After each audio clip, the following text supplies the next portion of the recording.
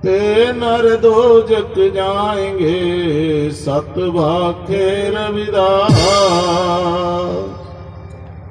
संत गुरु परमात्मा जी मोह पर हुए दयाल। कृपा कर मोह दीन पर कीनो पर उपकार।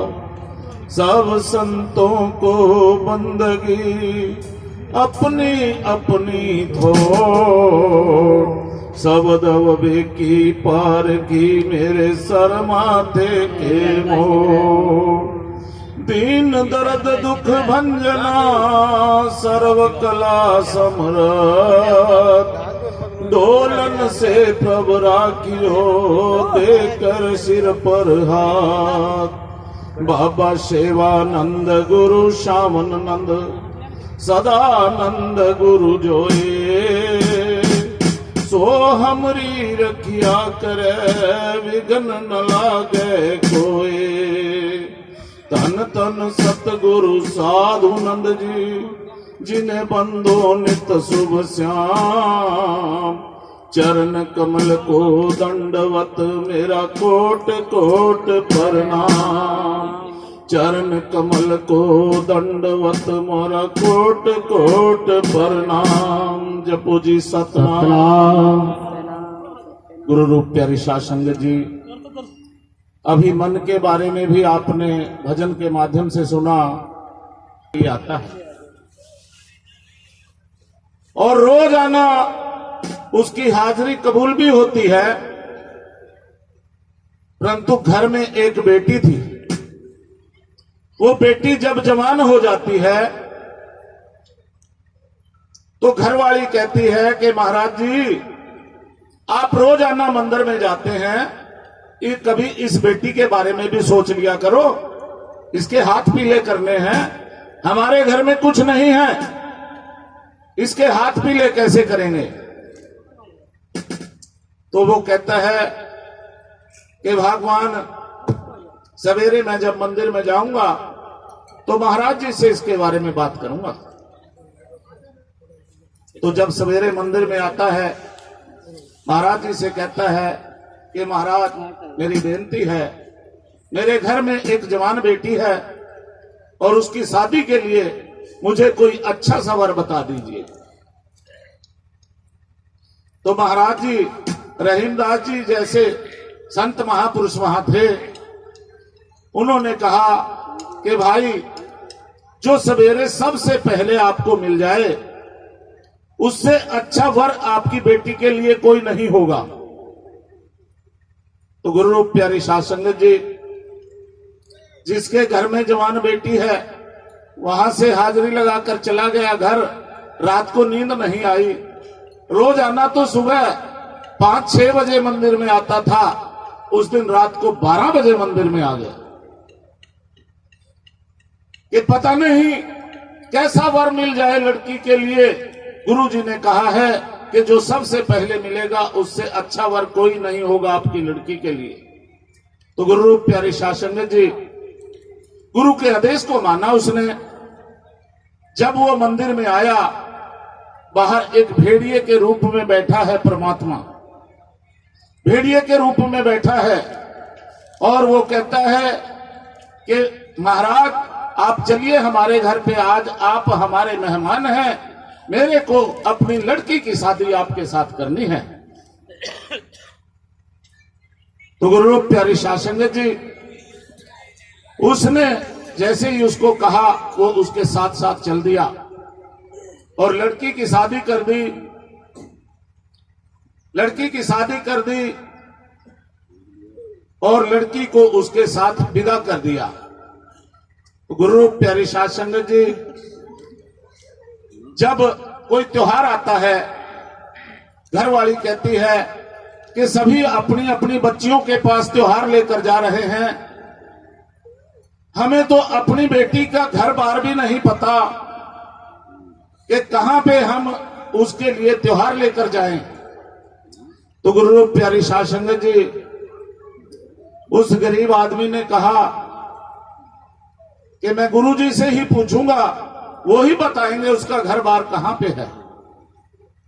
सुबह जब मंदिर में आता है, पूछता है कि गुरुजी हमें अपनी बेटी के पास त्योहार लेकर जाना है और हमें उनका घर बार भी नहीं पता, अपने लड़का बताया था, हमने तो आपके आदेश अनुसार शादी कर दी है। तो गुरुजी ने कहा कि भाई आप सीधे चले जाना, सीधे जाके आपको आपके दामाद की सुरंग मिलेगी, एक पहाड़ में सुरंग मिलेगी और आपने उस सुरंग के अंदर जाना है, वहीं पे उनका महल मकान है। तो गुरु प्यारे साध संगत जी वो गुरु के आदेश अनुसार घर से जो भी उसके पास उगता है वो लेकर अपनी बेटी के लिए चल देता है। रास्ते में जा रहा है, जाते जाते उसको पहले एक नदी मिलती है। नदी में क्या देखता है, पानी बह रहा है और बड़े बड़े पत्थर रुड़ रहे हैं और छोटे उनके ऊपर टकाटक लग रहे हैं। काफी देर तक देखता रहा, सोचता है भाई ये क्या है, ये अचंबा है, बड़े पत्थर रुड़ रहे हैं, भाग रहे हैं और छोटे उसके ऊपर लग रहे हैं। मेरी तो कुछ समझ में नहीं आया, गुरुजी से ही इसके बारे में पूछूंगा। थोड़ी दूर और आगे चलता है, आगे उसको 4 कुएं मिलते हैं। उनमें से जो बीच का कुआं था वो उबलता है और साथ वाले तीनों कुओं को भर देता है। काफी देर देखता रहा, फिर वो 3 ही कुएं उबाला देते हैं, वो अकेला कुआं नहीं भरता। वो सोचता है अरे ये भी अचंबा है कि एक कुआं तीनों को भर देता है और ये 3 एक को नहीं भर सक रहे हैं। तो गुरु प्यारी साध संगत जी वो भी काफी देर तक देखता रहा, फिर उसका जवाब भी गुरु जी से ही लूंगा।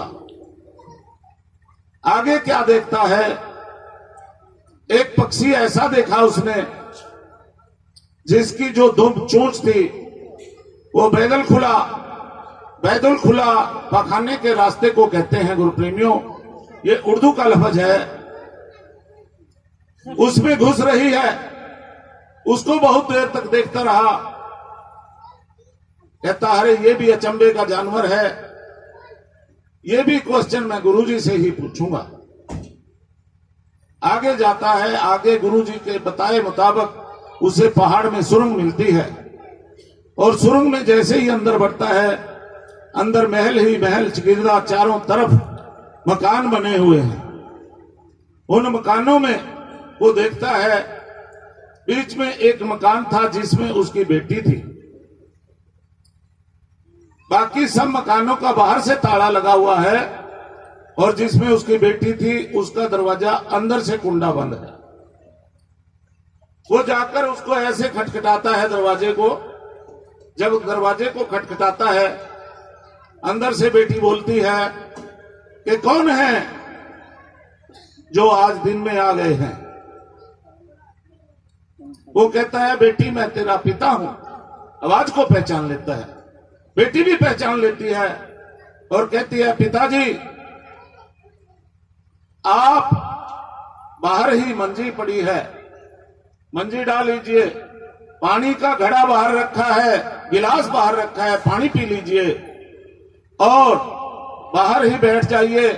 चूल्हे में आग है, होका बाहर ही रखा है, तम्बाकू बाहर ही रखा है, आप होका भर के पीजिए।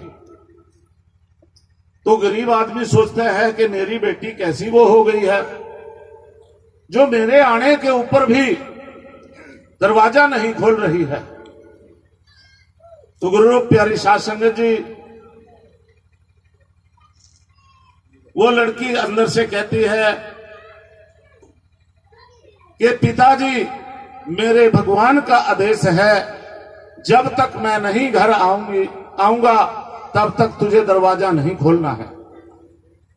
मेरे भगवान का आदेश है, पति का आदेश है। तो गुरु प्यारी साध संगत जी शाम को जब भेड़िया आता है, वो आवाज लगाता है तो लड़की फट से दरवाजा खोलती है और बाहर देखती है, अपने पिता से मिलती है। और वो भेड़िया कहता है, अरे मूर्ख, कब आया था तेरा पिता? जब तेरा पिता आया था तूने अब तक इसके लिए कुंडा नहीं खोला। कहने लगी कि महाराज जी, आपका आदेश हुक्म कट जाता, अगर आपका हुक्म कट जाता तो मेरी सारी तपस्या भंग हो जाती। तो गुरु रूप प्यारी साध संगत जी, वो गरीब आदमी 1-2 दिन रहा वहां पे और सोचता है कि मेरी बेटी और जमाई तो बहुत मौज में है, बहुत आनंद में है, इनके पास तो बहुत सारा पैसा है और हम गरीबत के अंदर अपना समय गुजार रहे हैं। वो सोचता है कि अपनी बेटी से कुछ कहूं कि कुछ मुझे भी धन मिल जाए और मेरा भी घर का कार्य अच्छे से चल जाए। कहने लगा, अपने दामाद के बाहर जाने के बाद कहने लगा कि बेटी, आपके पास तो बहुत सारा धन है, कुछ थोड़े पैसे हमें भी दे देते कि ताकि हमारा भी काम अच्छा चल जाता, गुजारा अच्छा हो जाता, कुछ बुढ़ापा आ गया है। वो लड़की कहने लगी कि पिताजी, आपके दामाद शाम को आएंगे, आप उनके सामने बात करना, मैं भी उनको कह दूंगी कि भी पिताजी की मदद कर दो। तो गुरु प्यारी साध संगत जी, जैसे ही उसने दामाद के सामने बात की और बेटी ने भी कह दिया कि दे दो, इनको भी कर दो कुछ मदद। दामाद ने क्या किया, चाबियों का गुच्छा उठाया और लो पिताजी, ये जितने कमरे हैं ये सब धन के भरे हुए हैं, जितना आपको चाहिए उतना ले जाइए। गुरु रूप प्यारी साध संगत जी, वो जाता है, पहला कमरा जब खोलता है उसमें 1 पैसे के सिक्के भरे हुए हैं। वो देखता है इतने सिक्के 1 पैसे के, उसको ऐसे ही बंद कर देता है। फिर दूसरा कमरा खोलता है, उसमें 2 पैसे के सिक्के भरे हुए हैं। तीसरा कमरा खोलता है, 3 पैसे के सिक्के भरे हुए हैं। चौथा कमरा खोलता है, 5 पैसे के सिक्के भरे हुए हैं। ऐसे ही देखता गया और ऐसे ही ताला लगाता गया। गुरु रूप प्यारी साध संगत जी, जब लास्ट वाले कमरे पे गया, उससे पहले कमरे में 100 के नोटों की ठगियां लग रही हैं, उसको भी उसने ऐसे ही ताला लगा दिया। और जब लास्ट वाला कमरा खोला, उसमें आदमी का करंग टंगा हुआ मिला, उसको आदमी का करंग टंगा हुआ मिला। उसको देख के वो भय खा गया एकदम से कि ये क्या है, इसमें तो करंग टंग रहा है। एकदम से पीछे मुड़ा और उसको भी ऐसे ही ताला लगाया। जाकर पूछने लगा, कहने लगा, बेटे ये पकड़ो चाबियां, परंतु मुझे ये बताइए ये धन है किसका? आपने इतना धन इकट्ठा किया हुआ है। दामाद कहता है, पिताजी आप क्या लेते हैं, आपको जितना धन चाहिए ले जाओ। कहता, नहीं बेटा, मैं बिल्कुल नहीं धन लूंगा, परंतु मुझे ये बताइए कि ये धन है किसका। तो उसने बताया कि पिताजी ये धन उन लोगों का है जो 1 पैसा दान करते हैं, उसके 100 गुना हुए पड़े हैं। जो 2 पैसे दान करते हैं उसके 100 गुना हुए पड़े हैं। जो रुपयों में दान करते हैं उसके 100 गुना हुए पड़े हैं। ये सब दान करने वालों का पैसा है। तो गुरु रूप प्यारी साध संगत जी, फिर उसने पिताजी ने कहा कि बेटे ये तो चलो दान करने वालों का है, ये लास्ट में जो करंग टंगा हुआ है ये किसका है।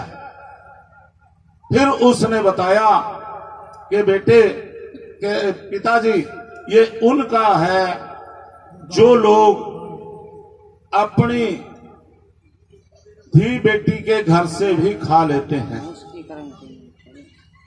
परमात्मा जी ने बताया कि ये उन लोगों का धन है, वो है करंग जो अपनी धी बेटी के यहां से भी खा लेते हैं। तो कहने लगा महाराज मेरे को ये धन नहीं चाहिए। वहां से छोड़कर नमस्कार करके वहां से चल देता है। वापस जब आता है गुरु प्रेमियों, जब गुरु जी के पास आता है, गुरु जी पूछते हैं भाई कैसी है तेरी बेटी? कहता जी बेटी तो बहुत आनंद में है, आपने जैसा वर बताया था बहुत ही आनंद में है बेटी। इतना धन उनके पास है कि कोई मेरे पास गिनती नहीं हुई। फिर वो कहता है कि महाराज मैं जब बेटी के घर गया, मुझे रास्ते में पहले नदी मिली। नदी में बड़े बड़े पत्थर रुड़ रहे थे और छोटे उन पर दबादब लग रहे थे। वो मेरी समझ में नहीं आया कि क्या था वो। तो गुरुजी ने बताया कि भाई ये जो लोग गरीबों का खून चूसते हैं, वो अपना बदला लेने के लिए छोटे पत्थर उन पे लगते हैं और बड़ों को वो बदला देना पड़ता है। कहता जी उसके आगे मुझे 4 कुएं मिले, उनमें से एक उबाड़ा देता है, पास वाले तीनों को भर देता है और फिर वो नीचे चला जाता है। वो तीनों उबड़ते हैं तो वो अकेला नहीं भरता। गुरुजी ने बताया कि ऐसा समय आएगा, एक बाप 10 बेटों का पेट पाल देता है और ऐसा समय आएगा 10 बेटे एक बाप का पेट नहीं पालेंगे। तो गुरु प्यारी साध संगत जी, तीसरा क्वेश्चन भी उसने किया कि गुरुजी ये क्या है? जिस जानवर की दुम पैदल खुला में घुस रही है कि ऐसा समय आएगा ना बाप को बेटी की पहचान होगी, ना बहन को भाई की पहचान होगी। ऐसा समय आएगा, वो भी गुरु प्रेमियों आ चुका है। तो इसलिए गुरु रूप प्यारी साध संगत जी, सत्संग के माध्यम से, सत्संग के अंदर गुरुओं की जो दृष्टि होती है, जिस जीव के ऊपर पड़ जाती है उस जीव का कल्याण हो जाता है। क्योंकि वाणी में कहा है गुरु मेहर करे जब काज्ञा से